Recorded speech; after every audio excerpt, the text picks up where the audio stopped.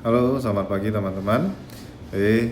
Ketemu lagi dengan saya dan di kesempatan kali ini saya akan menganalisa XAUSD untuk hari Selasa tanggal 25 November tahun 2025. Bagaimana pergerakan harga emas hari ini. Jadi sebelum saya lanjut, jangan lupa untuk dukung terus channel ini ya dengan memberikan subscribe, like maupun komennya agar channel ini bisa semakin berkembang dan semakin dikenal banyak orang ya. Izinkan saya untuk mereview sedikit apa yang telah saya sampaikan, apa yang telah saya analisakan pada video saya pada hari Senin semalam maupun video-video sebelumnya ya, yang dimana lagi-lagi apa yang telah saya analisakan dan market bergerak sesuai dengan analisa saya ya. Jadi boleh dicek video-video saya sebelumnya dan nilai apakah market benar-benar bergerak sesuai dengan apa yang saya sampaikan ya. Jadi dalam menganalisa, saya sudah sering sampaikan di beberapa video saya bahwasanya bagaimana kita menggunakan fundamental sebagai fondasi supaya fondasi ini bisa kita gunakan sebagai arah ya, arah di mana psikologis pasar itu akan bergerak, sehingga kalau kita sudah mendapatkan suatu kesimpulan bahwasanya psikologis marketnya adalah seperti ini, maka dalam menentukan entry dan arah market yang sudah kita ketahui akan lebih gampang, sehingga nilai untuk kita loss bisa lebih diminimalkan ya. Kalau kita sudah tahu arah market, akan sangat dimudahkan dan akan sangat diuntungkan bagi kita dalam melakukan entry ya. Jadi seperti itu filosofinya. Dan juga kemarin saya ada berbagi sedikit di grup bagaimana ya untuk menentukan candle dari pergerakan pola candle ya.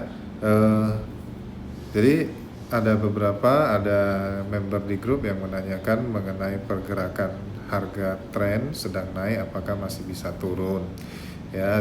Dan saya sendiri yang sudah sering melihat candle dan juga sudah sering melihat pola-pola seperti ini, maka saya memberikan pandangan saya ya. Ketika kalau kita lihat ya, harga di sini sudah mencapai di 77 ya, di mana 77 sini kalau kita tarik ya, dia merupakan sebuah resisten minor, dan ketika harga menyentuh resisten minor di sini ya, maka dia kembali turun. Ya, kembali turunnya sekitar lebih kurang 140 pips dan kemudian naik kembali ya.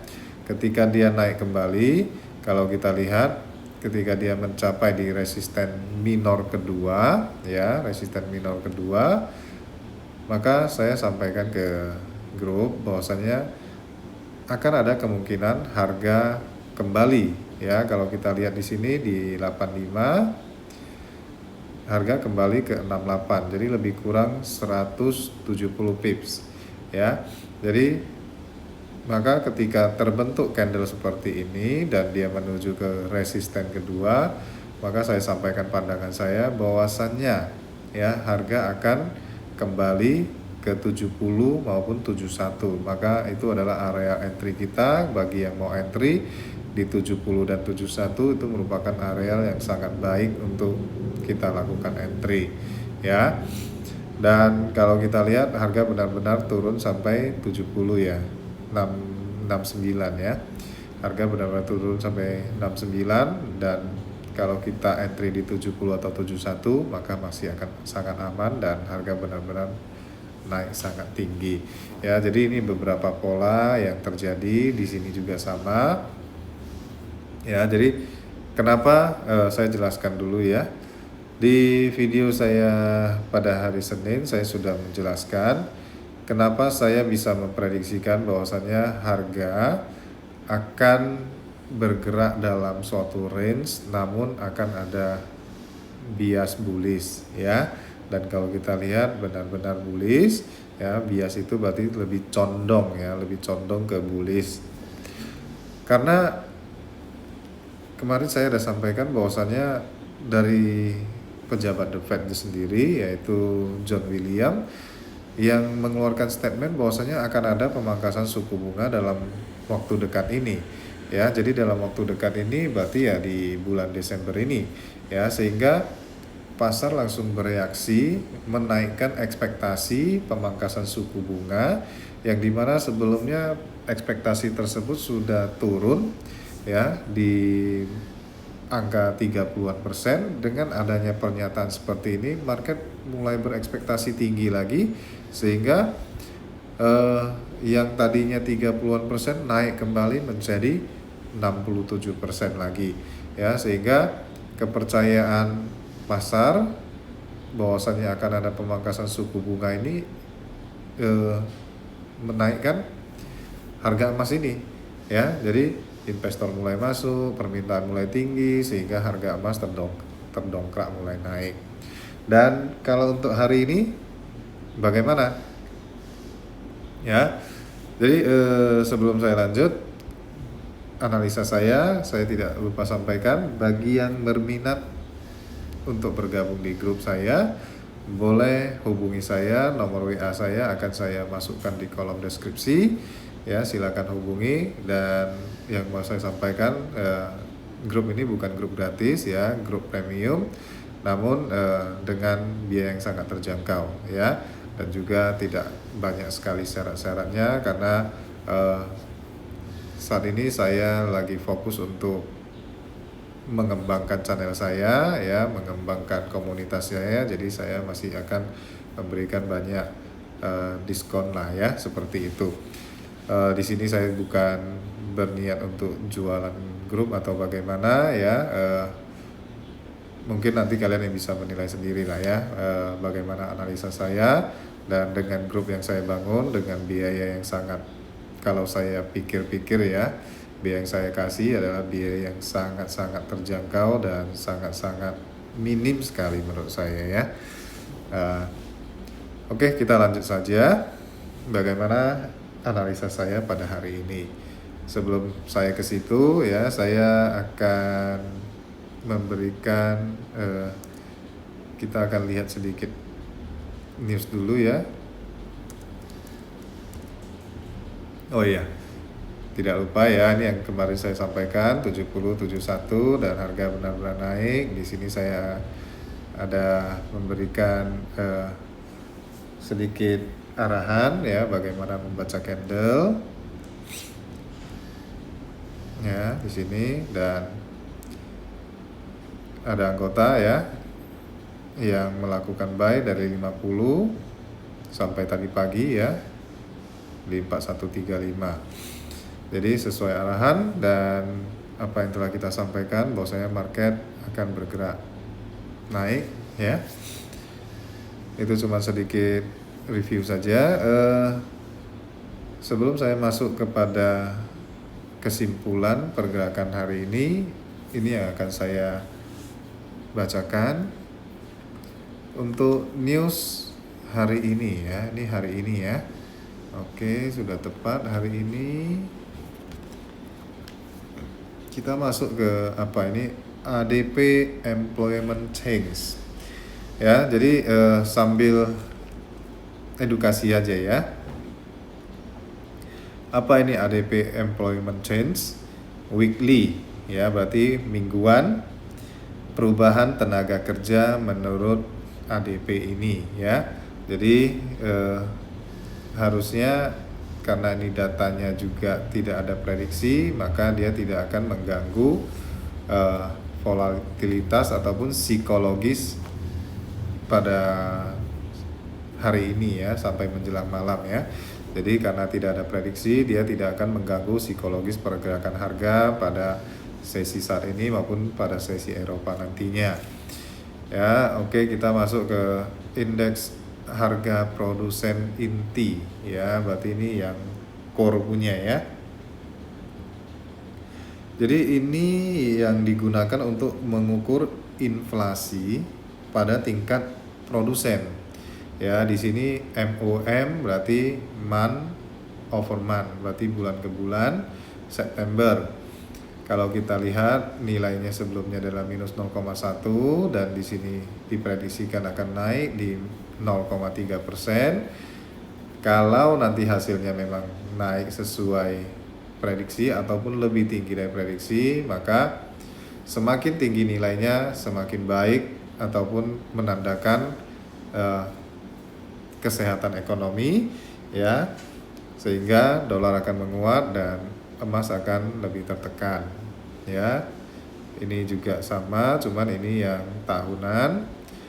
Ini penjualan retail inti, ya. Jadi kalau penjualan retail inti ini lebih kepada apa ya, mengukur belanja konsumen, ya. Jadi mengukur kesehatan ekonomi, ya. Jadi kalau penjualan retailnya ini semakin tinggi, ya, jadi kalau ini juga tidak ada prediksinya, jadi intinya kalau lebih tinggi dari sebelumnya, ya, maka ini menunjukkan bahwasanya ada kesehatan ekonomi, peningkatan ekonomi, sehingga dolar akan menguat dan emas akan tertekan. Karena sekali lagi saya sampaikan, emas ini berbanding terbalik dengan dolar, ya. Jadi kalau dolar AS menguat maka emas tertekan.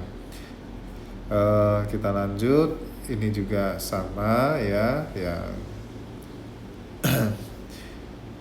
indeks harga produsen sama yang seperti tadi ini kan September nih yang inti, ya, ini bukan yang inti, jadi sama juga, ya.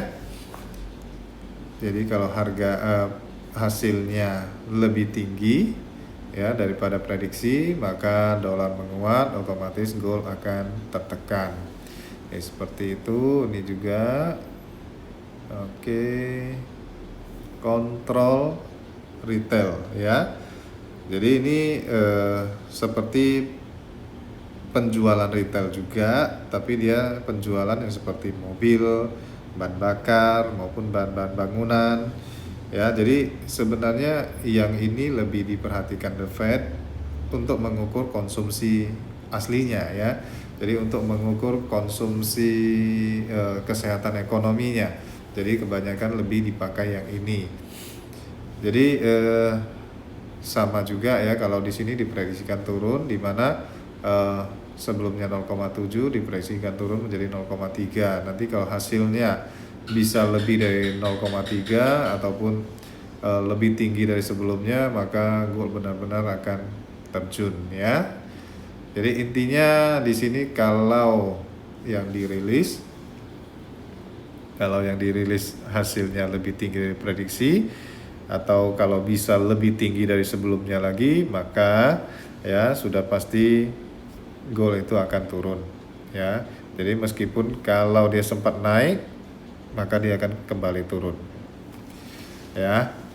Jadi di sini ada beberapa prediksi yang ada yang naik, ada yang turun, ya. Di sini turun, ada yang turun, ya, dan juga ada yang naik. Jadi untuk news nanti malam sifatnya masih abu-abu, ya, sifatnya masih abu-abu.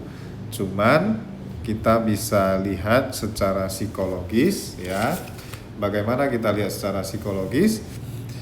Karena dari The Fed sendiri, ya, pernyataan dari John William mengatakan akan ada pemangkasan suku bunga dalam waktu dekat. Tapi juga ada yang menyampaikan bahwasannya tidak setuju untuk pemangkasan suku bunga di bulan 12 ini karena mau melihat data-data ekonomi selanjutnya dulu.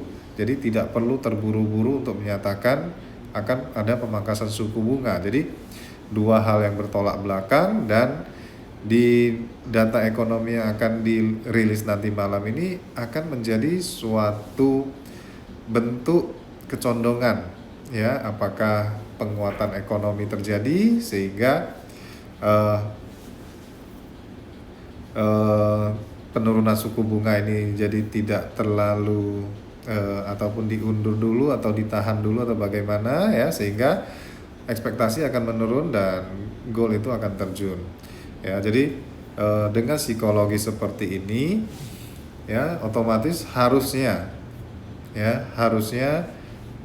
gold akan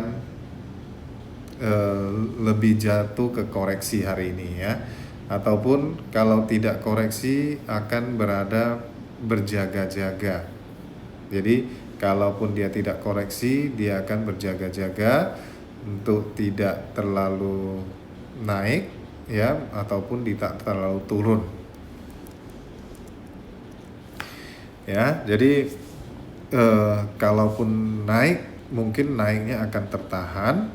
Kalaupun turun, mungkin turunnya juga tidak akan jauh ya, karena nanti malam kan banyak news ya. Jadi tadi saya sudah sarankan di grup saya juga bahwasannya untuk hari ini lebih kepada ketidakpastian.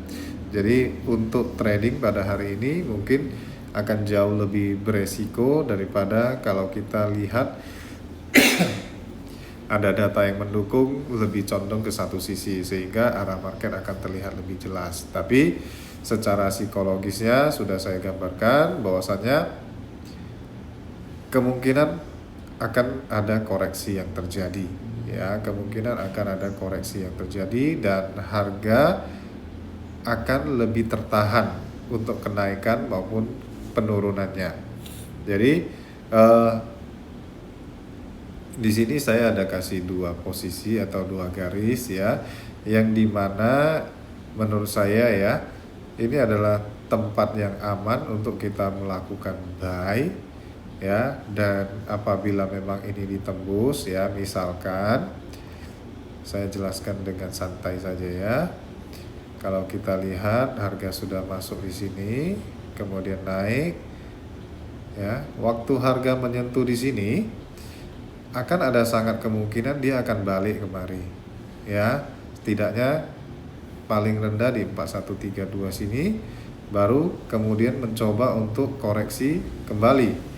Apabila gagal dia menembus, maka dia akan mencoba untuk naik. Tapi kalau dia mampu menembus, dia maka akan koreksinya sampai di sini dan menunggu kepastian news nanti malam. Jadi seperti ini ya. Jadi pergerakan daripada gold hari ini ya, seperti yang sudah saya jelaskan di sini, akan bergerak seperti ini ya. Jadi di sini adalah 4105 dan di 4077 ya, merupakan areal buy yang sangat potensial bagi kita untuk melakukan buy ketika harga benar-benar koreksi di sini ya. Tadi pagi memang saya sudah memberikan area entry ya untuk teman-teman di grup, karena di sini harga sudah mencapai titik resisten di H4 ya. Coba kalau kita lihat H4